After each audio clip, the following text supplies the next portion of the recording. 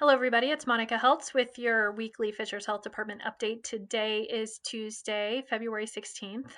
We remain in red on our community transmission rating scale, but guys, we are so close to orange. Our percent positivity rate right now is actually in orange on our individuals tested metric. It's 8.7%. That is the first time we've seen that in quite some time. It's gone down 3% since last week. Last week it was 11.2%. Our Fishers Health Department percent positivity rate is actually in yellow. It's at 6.71%. Last week it was at 8.5%. And our case incidence rate is still in red. Again, it needs to be below 25 in order to get us out of red. And we are now at 29.38. So that has gone down 7 points since last week. So it's looking really good. Our public health capacity, we haven't really seen any change. We still have really great testing availability. No problems getting results back. They're coming back in 1 to 2 days. And our contact tracing is still going really well. In fact, we're able to do some of the contact tracing activities that we had not been able to do in the past. Healthcare system capacity remains about the same. So we are still seeing an increased utilization of the healthcare system in hospitals. So that is still in yellow because of COVID, but it hasn't been increasing. It's still decreasing. We're now seeing hospitalization rates that are about the same as where they were in mid-October. ICU bed availability is at 40%, which is the highest we've seen in quite some time. So all of this is good news. We have come way down from our highs that we've seen in the past. On December 28th was the highest number of cases that we had reported. We had 172 cases reported to us from people that were tested on December 28th. And now we're only seeing an average of 29, which is amazing. Our percent positivity rate, the highest point that we were at there was 24.2% on January 11th. And so we've come a long way there as well to be down at 8.7%. So this is all really good news.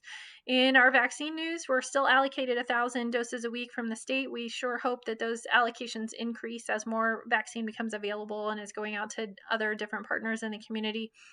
Most of our appointments right now are second dose appointments, so we're not able to get that many people in for first dose appointments right now. As things even out a little bit going into March, we do expect there to be a higher percentage of first dose appointments as we move along, and they should be pretty evenly split. We've administered 4,583 shots so far as of the end of today. We expect to complete our long-term care facilities and have them all covered by the end of next week with their second doses. And then we will continue to vaccinate our homebound individuals as we have been doing. We are hearing some good news about Johnson & Johnson. We do expect that to be submitting for emergency authorization. They have submitted. We are hoping that they will get the authorization sometime in March, and we will start to see those doses coming through. We did get word from the state that they have confirmed the next groups who will be eligible for vaccine, and that would include those 60 and up, and then folks with some very specific medical risk conditions that will need to show proof of those. I'm not sure when you guys will be able to sign up, but we will certainly let you know. And if you want a more active notification process, I would direct you to our vaccine interest survey. That is where we take the information from to send you those notices. We are hearing more about the new strains. We still have 12 cases reported in the state of Indiana this week on the British strain. We do suspect it to be very much more infectious, up to 50% more infectious than the current strains that have been circulating. But we do believe that the vaccine is fairly efficacious against that new strain. It may be not as efficacious against some of the other circulating strains that aren't as prevalent right now. Keep in mind that Florida right now is the place in the country with the highest amount of circulating identified new strain from the UK. So if you are planning any vacation or trips, please use caution. Please continue to use the distancing, sanitizing, and hand washing because if you haven't been fully vaccinated, or even if you have, you could still be taking that and spreading it to someone, including your loved ones. And we do know that it is much more infectious than the other strains out there. And again, especially in Florida. So I would not be surprised if we see an increase in cases after spring break. You may want to consider a revision of any travel plans. So just things to keep in mind. In other news, we've been looking at some of our numbers lately. We have handled over 15,000 calls from all of you all over the course of the last 8 months that we've been in existence over this pandemic, and that's with the hotline and to the Fisher's Health Department number. We have conducted over 55,000 COVID tests for you in our community. So that is just mind blowing to me. We have tabulated over 9,500 positive individuals in our community, which is more than 10% of our population. And the vast majority of you have received calls from our contact tracers and have been contact traced. We have also, unfortunately, counted 95 confirmed deaths among our residents. So, not anything to be proud of there.